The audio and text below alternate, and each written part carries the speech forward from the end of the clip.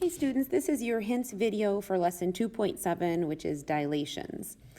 First I'm going to work through number 13. It says the vertices of the figure are given. Draw the figure and its image after a dilation with the given scale factor and then determine the type of dilation. So our first step is to draw the figure. I'm going to draw it in blue. So I have 0.11, 1,4 up here, and 3, 1. So here is my original figure.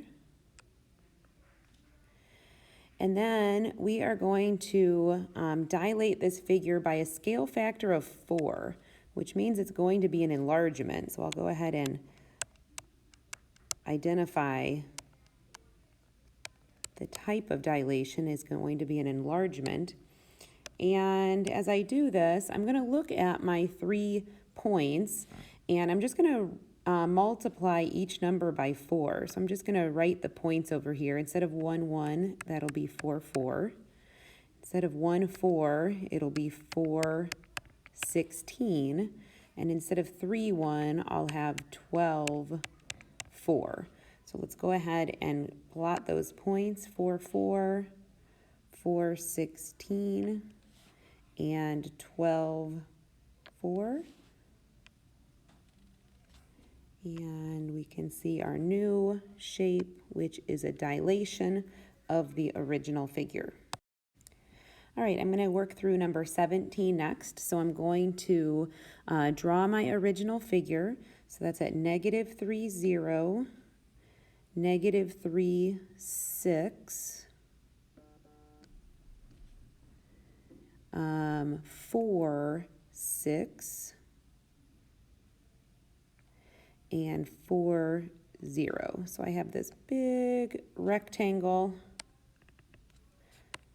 and what I'm going to do is multiply by a scale factor of 1/3.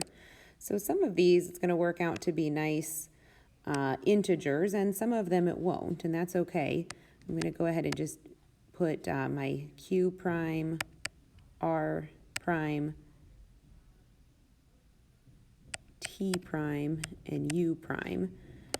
And we'll go ahead and put our values for each of those coordinates. So we're multiplying by 1/3 or dividing by 3. So Q prime will be at -1, 0 right here. R prime will be at -1, 2, -3 times 1/3, and 6 times 1/3.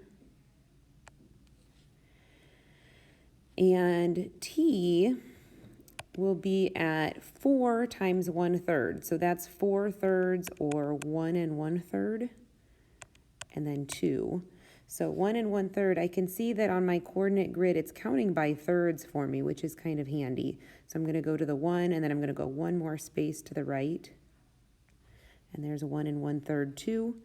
And then my last point, I again have 4 times 1/3 is 1 1/3 and 0. So 1 1/3 and 0. So here is my image after a scale factor of 1/3, which of course is a reduction. All right, and last I'm going to work through number 23. Notice that there is no coordinate grid provided on Big Ideas for this one, so you're just finding the coordinates. What I would do, if I were you, is to use those blank coordinate planes that I gave you and transparent paper and use that to work through on this. So I'm going to first start by graphing the original figure at -5, 3, that's A, -2, 3 is B, -2, 1 is C, and -5, oops, I did -2, -1, let me fix that. -2, 1, and -5, 1.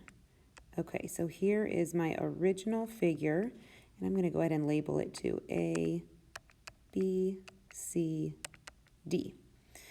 Okay, so first we're going to reflect this figure in the y-axis. So here's the y-axis. We're going to reflect it right over the top. So I'm going to start with B and C.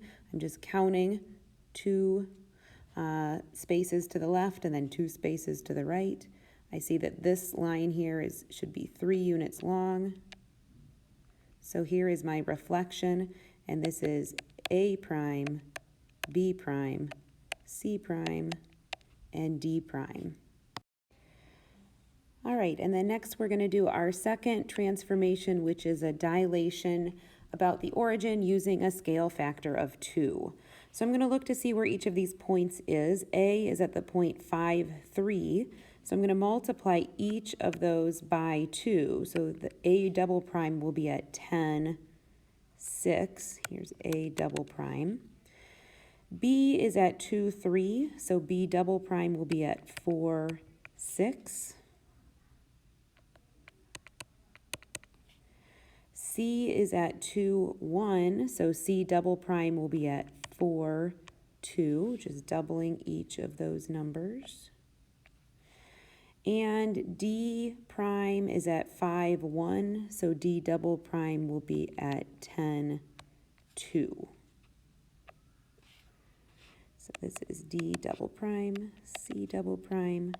I'll go ahead and draw it in here.